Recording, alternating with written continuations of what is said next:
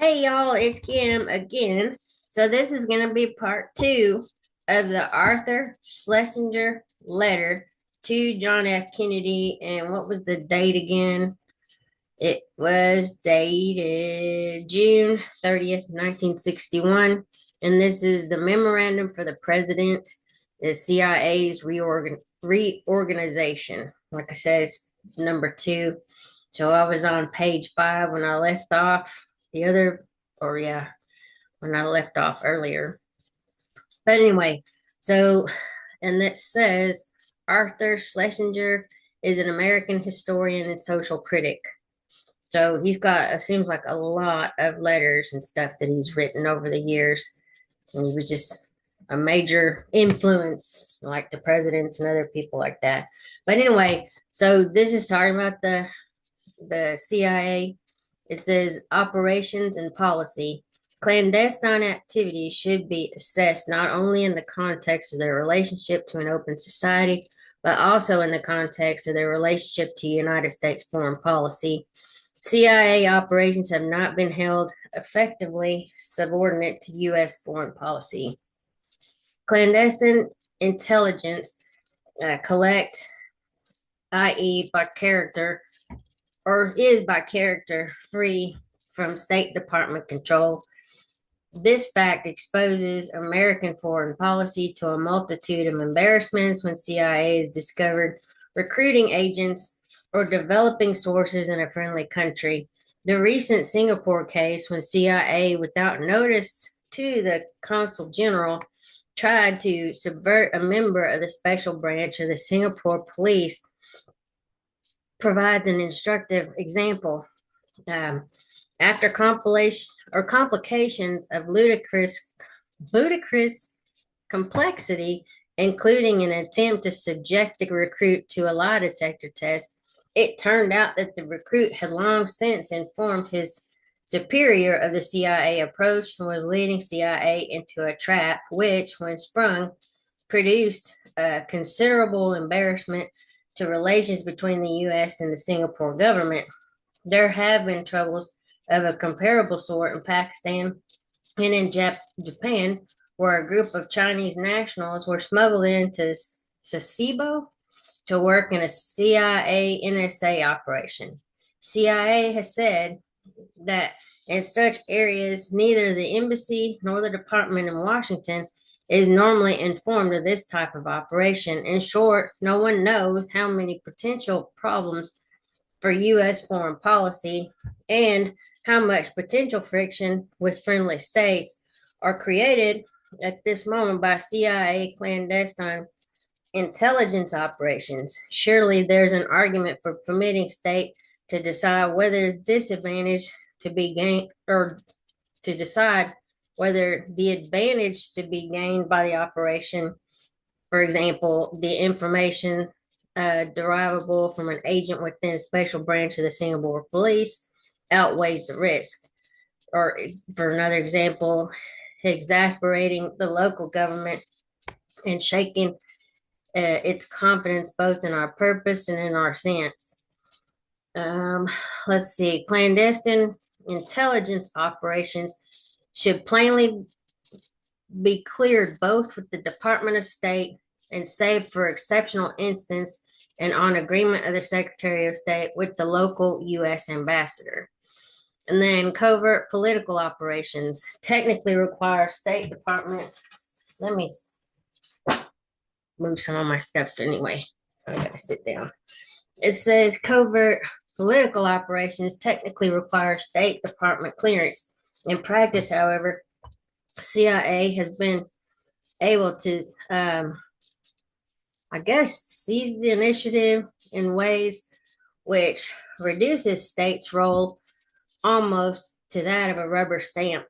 This has been partly the consequence of the superior drive and activism of CIA personnel, especially as compared with I guess it's diffidence. I don't know what this says right here, this word.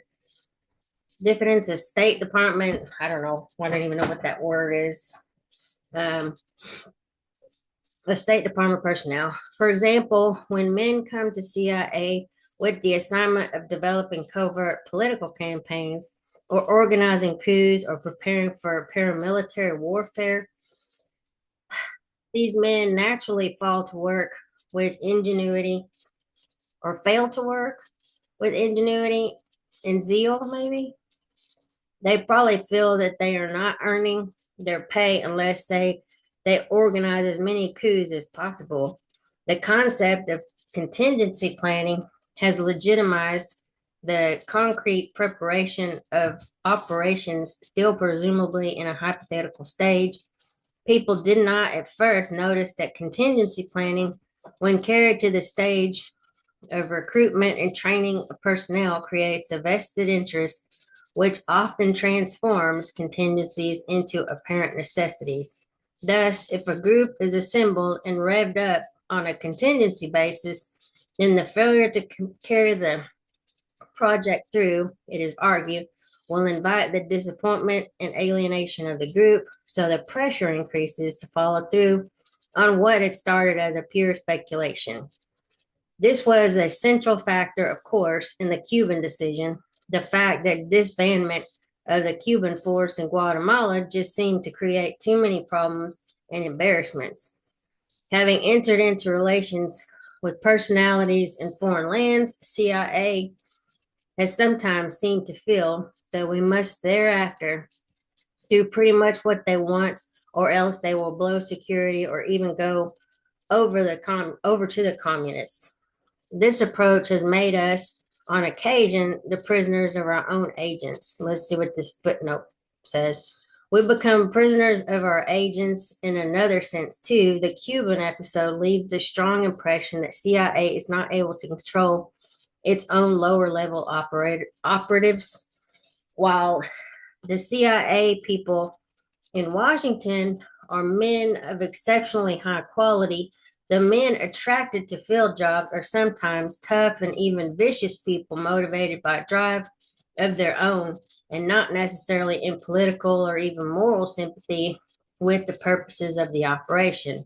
Such actions as locking up the Revolutionary Council, such enterprises as Operation 40 in Miami, where CIA agents reportedly trained Cubans in methods of torture, such episodes as the detention and third degree repeatedly repeatedly administered to Dr. Rodolfo Nodal Tarafa and 16 other democratic Cubans this February. All these suggest that things go on under CIA sponsorship, with which CIA in Washington is only dimly acquainted. I think that's what that last word says. So that was just a footnote. It says it is meant too that the State Department often apprised maybe of an operation only in its later stages is under great pressure to endorse the operation as already mounted because of an alleged evil consequence of exercising a vote. I well remember Tom Mann's remarks the day the decision was made to go on ahead on Cuba. I would never have favored initiating this operation, but once it has gone as far as it had, I do not think we can risk calling it off. Moreover, at a time when there is increasing premium on activism, state, when it questions CIA operations for initiatives, casts itself in a prissy, sissy negative role, whatever that means. The advocate of clandestine activities seems tough and realistic. The opponent has to invoke such intangibles as the reputation of the United States, world public opinion, and what do we say in the United Nations, etc., and seems hopelessly idealistically legalistic and soft. Says the results of CIA's initiative in covert political operations has been to create situations which have forced policy on the State Department. This was not the original idea behind CIA. As Alan Dulles wrote in his 1947 memorandum to the Senate Armed Services Committee, the Central Intelligence Agency should have nothing to do with policy. Yet in the years since, CIA has in effect, made policy in many parts of the world. A number of governments still in power know that they have even been targets of CIA attempts at overthrow, not a state of mind calculated to stimulate friendly feelings towards the United States. This is redacted, of course, is a prime example. This experience suggests that the present system by which CIA notifies state of a projected covert operation is inadequate to protect U.S. interests. There must be some means by which state can be informed of such operations at an early enough stage to affect the conception and preliminary planning of the operation. Otherwise, CIA will continue to confront state with propositions having potential impact on foreign policy, but at too late a point to subject that impact to reasonable control. Now, this is not the document, like I said earlier, from the JFK files, so some of this stuff is redacted. If I do find that letter, see, this whole page is pretty much redacted. I don't know what they're trying to hide here or just cover up. But anyway, it's probably sources and methods. It may have some names in there. But anyway, if I find the original, I guess the original in the JFK files, we'll go over that. It says paramilitary warfare, I gather, is regarded in some quarters as a purely technical matter, easily detachable from policy and therefore a proper function of the Department of Defense. Yet there is almost no CIA function more peculiarly,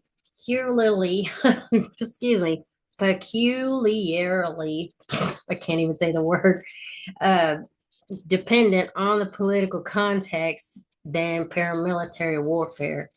There are several reasons for this. For one thing, a paramilitary operation in its nature, a large and attributable operation, and therefore, as suggested above, clashes with the presuppositions of our open society.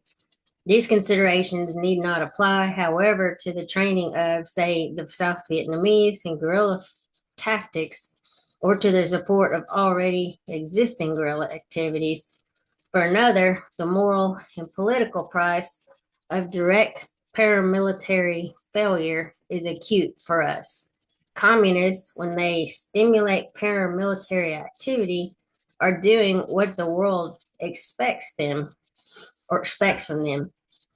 And when we do it, we appear to betray our own professional principles and therefore cannot afford to compound delinquency by defeat. Moreover, as the recent Algerian episode showed, once we convince the world that we're committed to a paramilitary endeavor, we will be blamed for all sorts of things. And as the recent,